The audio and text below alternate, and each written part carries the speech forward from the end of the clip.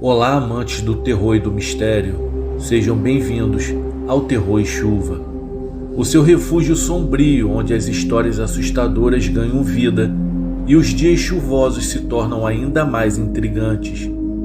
Aqui mergulhamos nas profundezas do desconhecido e exploramos os cantos mais obscuros do sobrenatural. Se você gosta de sentir aquele frio na espinha e adora uma boa história de arrepiar, este é o lugar certo para você. Por favor, não esqueça de deixar um like para que os nossos vídeos possam alcançar o maior número de pessoas possível na plataforma, fortalecendo assim o nosso canal. E se puder compartilhar em seus grupos de amigos, isso nos ajudará ainda mais. Se você ainda não é inscrito, se inscreva e faça parte da nossa família. Sem mais delongas, vamos para o vídeo.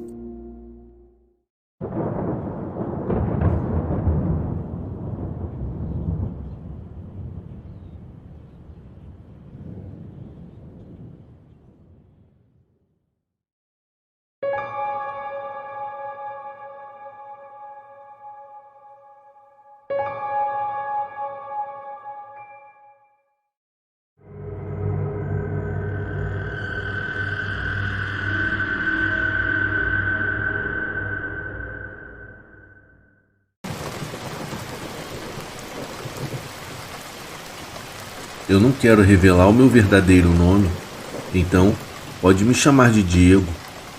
Eu sou de Minas Gerais e trabalho como caminhoneiro. O que eu irei contar aconteceu comigo. Foi em uma viagem noturna.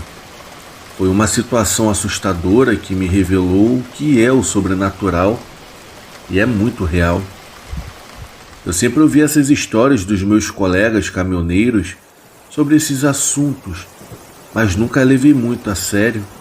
Mas então veio aquela noite em que tudo mudou. Enfim, foi assim. Eu estava fazendo uma viagem e peguei a estrada durante a noite. Eu me lembro que estava bem escura, com o céu fechado. A rodovia estava tranquila e vazia, pois era tarde da noite. Só havia o farol do caminhão iluminando o asfalto. Eu sempre gostei da solidão da estrada. O ar gelado no rosto se misturava ao som monótono do motor e dos pneus contra o asfalto. Estava tudo bem, quando do nada algo estranho aconteceu. Sem aviso, o motor do caminhão começou a falhar, até que finalmente desligou. Eu tive que ir parando devagar e seguindo até o acostamento da rodovia. Na hora, eu não vou mentir, me bateu um desespero, pois eu me encontrava no meio do nada, longe de qualquer sinal de civilização. Fiquei desesperado e frustrado enquanto eu tentava ligar o caminhão de novo, porém, sem sucesso. Eu tinha um prazo e já sabia que não teria como cumprir. A irritação havia tomado conta de mim. Eu desci do caminhão, fui até o motor e senti a lataria quente. Poderia ser apenas aquecimento do motor. Então, quando eu estava voltando para pegar um galão de água na boleia, percebi algo estranho. Estava um silêncio fora do normal para um lugar com tanta natureza em volta. Não tinha som de grilos nem de outros bichos do mato. O ar estava parado, sem nenhuma vegetação se movendo. Era um silêncio macabro. Foi aí que eu entrei na boleia e percebi um movimento na beira da estrada, alguns metros à frente, onde era iluminada pelos faróis do caminhão. Então veio o choque ao ver aquela coisa. Eu me virei rapidamente para olhar e vi uma criatura monstruosa saindo do mato. Aquela coisa era pálida, com a pele parecendo de algo sem vida. Mas o que me fez gelar a alma foi quando percebi que o rosto parecia não ter olhos, mas havia um buraco muito grande onde deveria ser a sua boca. Naquele momento, meu coração disparou. Eu fiquei olhando aquela aberração cruzar a estrada de maneira completamente assustadora, com movimentos meio estranhos. Eu me abaixei um pouco e segui observando. Pude reparar que a sua pele parecia esticada sobre os seus ossos salientes, dando-lhe uma aparência esquelética. Ele era meio corcunda, como se tivesse um tipo de caroço nas costas.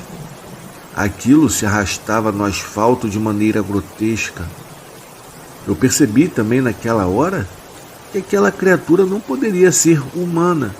É difícil de descrever completamente, mas era de fato algo além da nossa compreensão.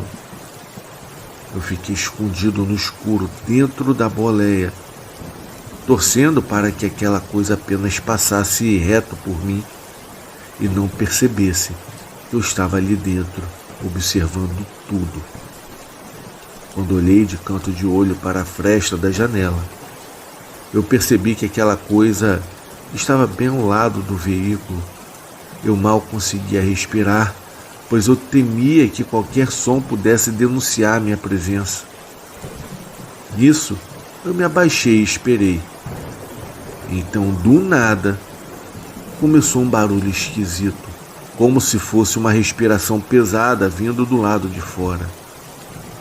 Era como se aquela criatura estivesse farejando o ar, feito um predador em busca da sua presa. Acho que eu nunca senti tanto medo e angústia como naquela situação.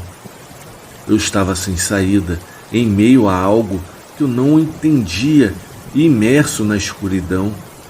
Eu tentei me controlar e não entrar em desespero, deixando a minha respiração sob controle e rezando em pensamento.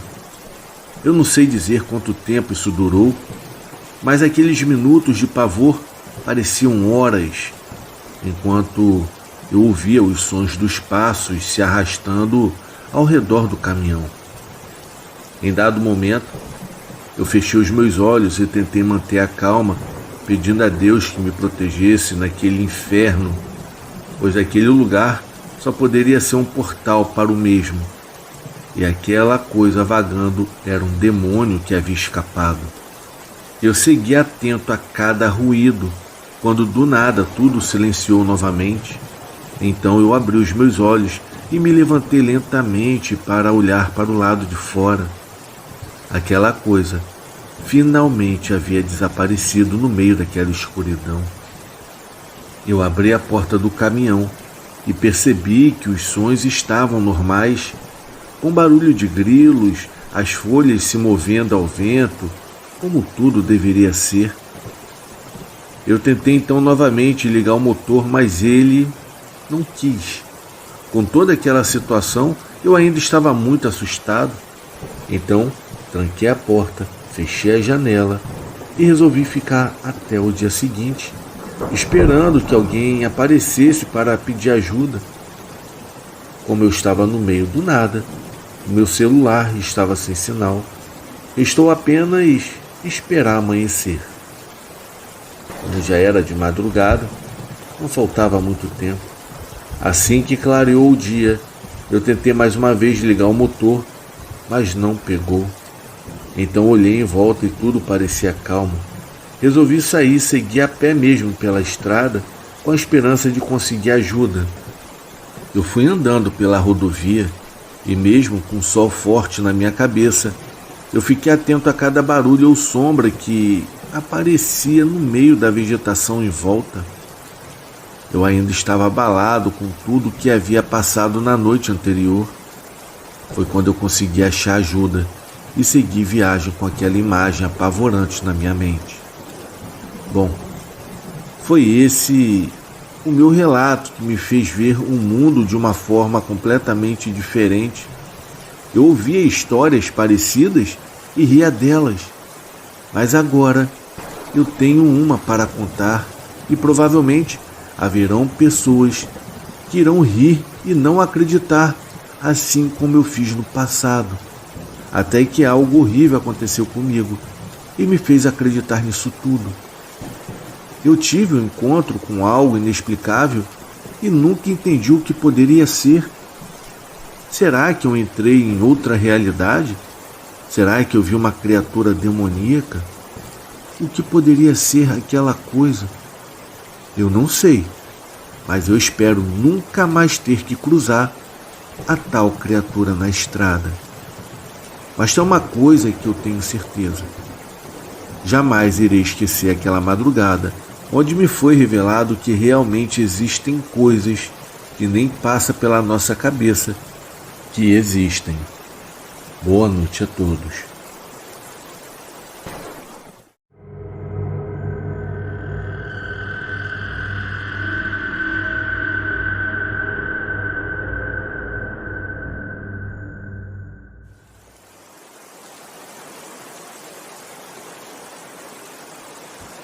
Boa noite, eu me chamo Gabriela. Atualmente eu tenho 25 anos de idade e sou do Belém do Pará. Eu sempre fui uma pessoa meio sensitiva, pois já havia visto alguns vultos, mas até então nada muito assustador. Pelo menos foi assim até eu me mudar para aquela casa, quando eu estava com os meus 15 anos de idade. Foi aí que começaram a acontecer várias coisas estranhas e assustadoras. Era comum eu ouvir barulhos estranhos no forro da casa, mas foi quando a minha mãe ficou doente que tudo piorou, pois eu comecei a ver coisas com muito mais frequência lá dentro, coisas que eu nunca havia visto antes. Teve um certo dia, que ainda era de tarde, eu estava no meu quarto e vi algo cair do forro. Era algo muito estranho, não parecia ter uma forma conexa ou natural. Parecia como se fosse uma roupa branca que estava vestida em uma pele muito pálida. Eu não sei descrever direito aquela visão sinistra, mas em determinado momento aquela coisa ergueu a mão para que eu tocasse nela. Em seguida, falou algo baixo, uma voz suave.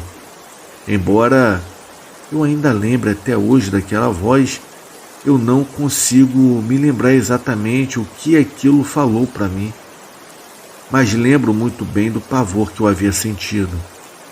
Eu fiquei tão assustada que paralisei na hora.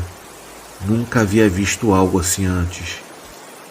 Em seguida, me levantei rapidamente e saí correndo em direção à sala e relatei para minha mãe sobre o que havia visto. Ela ficou chocada com tudo que eu contei, mas isso não parou por aí. Em uma outra situação, sendo que dessa vez foi de madrugada, eu havia me levantado para ir ao banheiro. Para isso eu tinha que passar pela cozinha, mas resolvi não acender as luzes, até porque eu nunca me incomodei com o escuro, eu já estava acostumado. Na hora quando eu saí do banheiro, eu vi claramente a imagem que parecia ser a minha avó. Eu achei que fosse ela na hora, mas quando eu olhei melhor, reparei em seus pés e nos seus olhos. Nisso, eu tomei um susto. Os olhos dela estavam vermelhos como sangue e os pés não tocavam o chão. Naquele momento de pânico ao ver aquilo, a minha reação natural foi sair correndo de volta para o quarto. O meu desespero foi tão grande que eu nem senti os meus pés tocando no chão enquanto eu corria. Aquela casa trazia energias macabras e não parava de me apavorar. Em uma outra situação, eu estava sozinho em casa, me arrumando na frente do espelho. Até aí nada demais.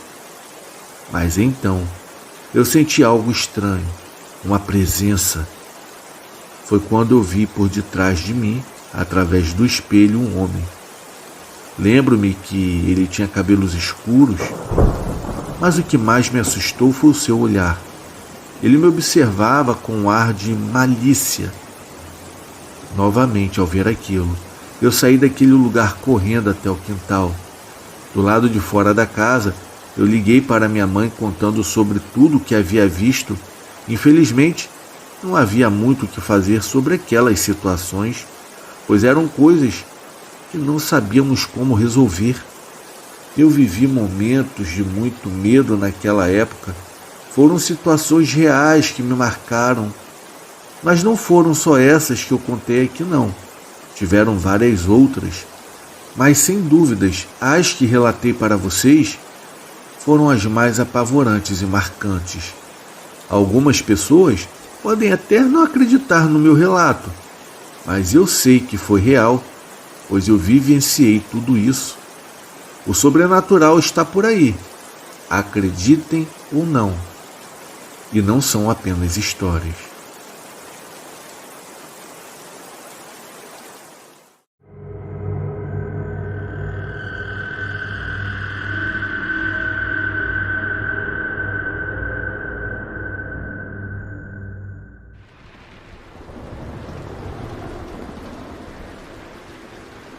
Era para ser uma noite comum.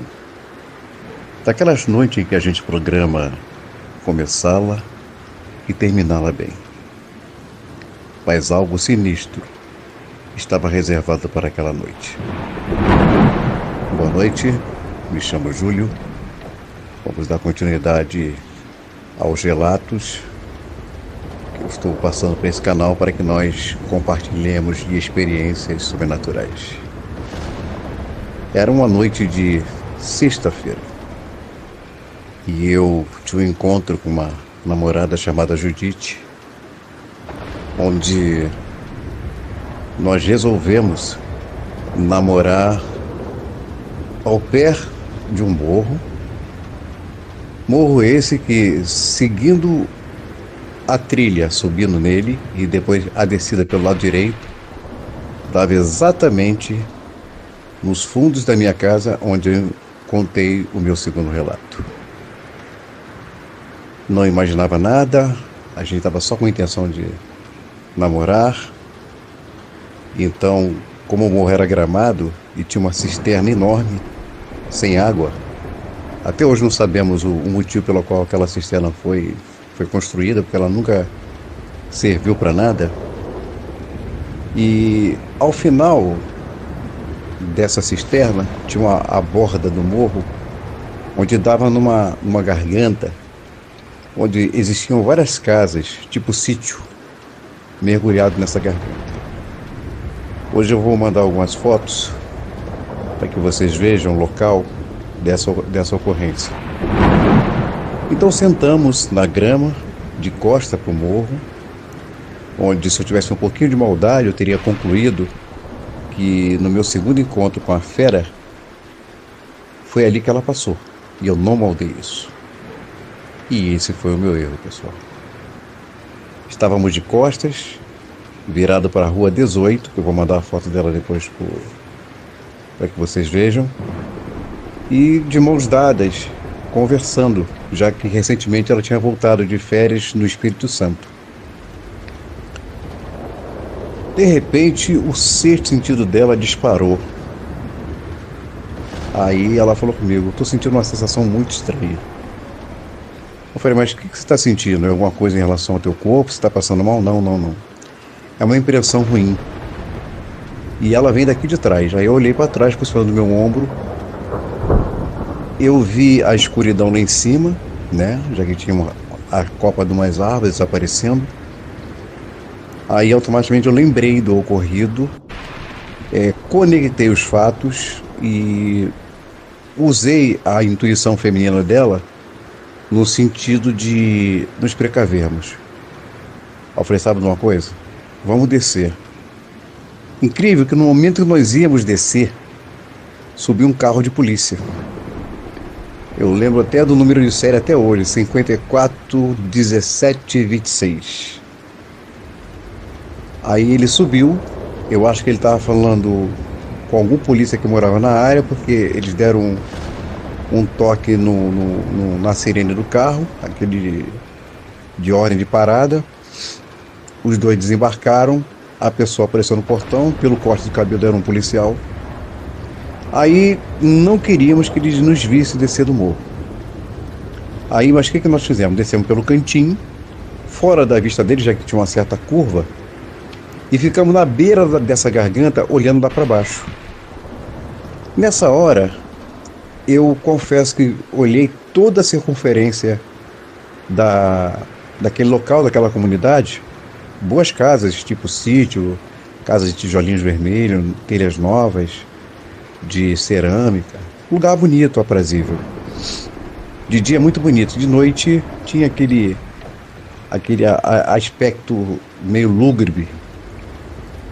Então começamos a contemplar ali, até que ouvimos o carro de polícia descer, refizemos o caminho de volta, eu fui levá-la em casa, já que não tinha mais clima para namoro, por causa do medo que eu senti, que eu não expressei para ela. Ela teve uma impressão ruim, mas eu sabia o que poderia vir dali. E eu acho que estava ali.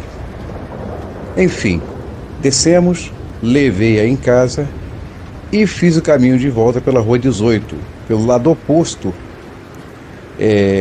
já que o lugar onde eu morava tinha 2 portões, um para a Rua 18 e outro para a Rua Lauro Carvalho, que era a rua que eu morava. Aí eu peguei, abri o portão, eram 9 alguma coisa da noite, quase 10. Olhei para os fundos de casa, parei na esquina da casa para olhar, revisei tudo, aí fiquei analisando, olhei para trás, aí abri a porta, entrei e tranquei a porta. Como eu tinha dito no segundo relato, eu tive trauma de sair à noite. Nesse dia eu me animei muito, que eu estava com muita vontade de namorar, mas eu voltei para casa com medo. Eu estava assombrado com aquela situação. As 2 situações que eu tinha vivenciado. Logo fui dormir.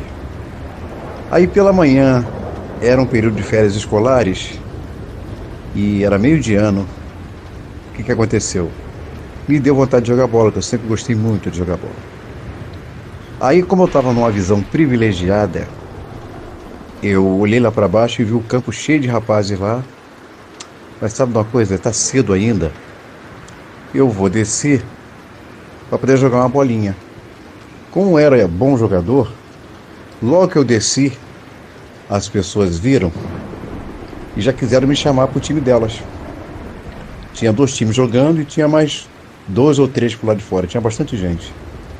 Aí o César, que tinha um apelido de César Capetinha, já que ele jogava muita bola, ele falou: você vai jogar no meu time, tá? Eu falei: tá bom, quando é que a gente entra? É 10 minutos ou 2 gols.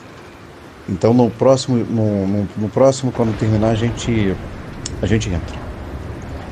Então, aí sentei na calçada. No que eu sentei na calçada, eu estava atento ao jogo de bola, porém, uma coisa me chamou a atenção. Um rapaz chamado Zé, tanto jogava bem na linha quanto no gol, ele era polivalente nesse sentido. Ele falou assim: Antônio não vai mais jogar bola, que ele tá com as costas machucadas. E o Leco também tá machucado. Aí perguntaram assim: mas machucaram jogando bola?